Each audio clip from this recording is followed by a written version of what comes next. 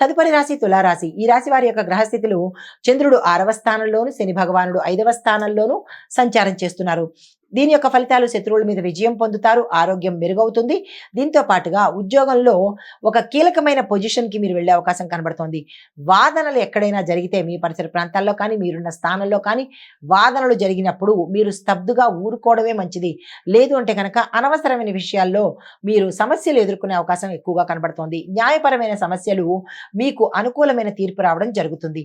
మీకు చెప్పదగిన పరిహారము, శనిదేవుడికి నువ్వుల నూనెను కనుక దీపం పెట్టినట్టయితే మంచి ఫలితాలు పొందుతారు. నమస్తే. తదుపరి రాశి వృశ్చిక రాశి. ఈ రాశి వారి గ్రహస్థితులు చంద్రుడు 5వ స్థానంలోను, కుజుడు 11వ స్థానంలోను సంచారం చేస్తున్నారు.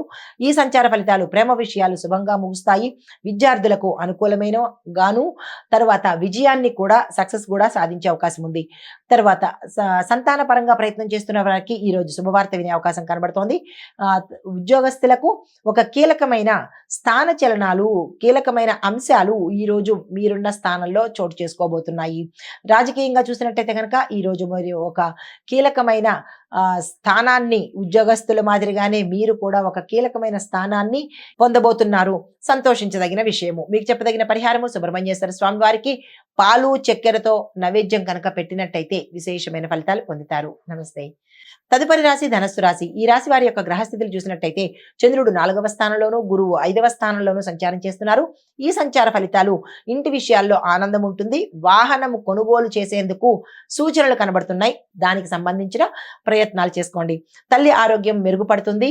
దీంతో పాటు ఒక శుభవార్త ఇంటిల్లపాదిని ఆనందానికి గురి చేస్తుంది. ఉద్యోగంలో మద్దతు లభిస్తుంది. కీలకమైన స్థాన చలనాలను ఈ రోజు తీసుకోబోతున్నారు. అయితే వ్యాపారంలో కొంత లాభాలు వస్తాయి. వ్యాపార విస్తరణకు కానీ, పెట్టుబడికి కానీ చాలా అనుకూలంగా ఈ రోజు ఉండబోతోంది. మీకు చెప్పదగిన పరిహారము, గోశాలకు కానీ, గోవులకు కానీ ఏదైనా కొంత అమౌంట్ కానీ లేదా అంటే కొంత ఆహారాన్ని కానీ సమర్పించినట్టయితే విశేషమైన ఫలితాలు పొందొచ్చు. నమస్తే.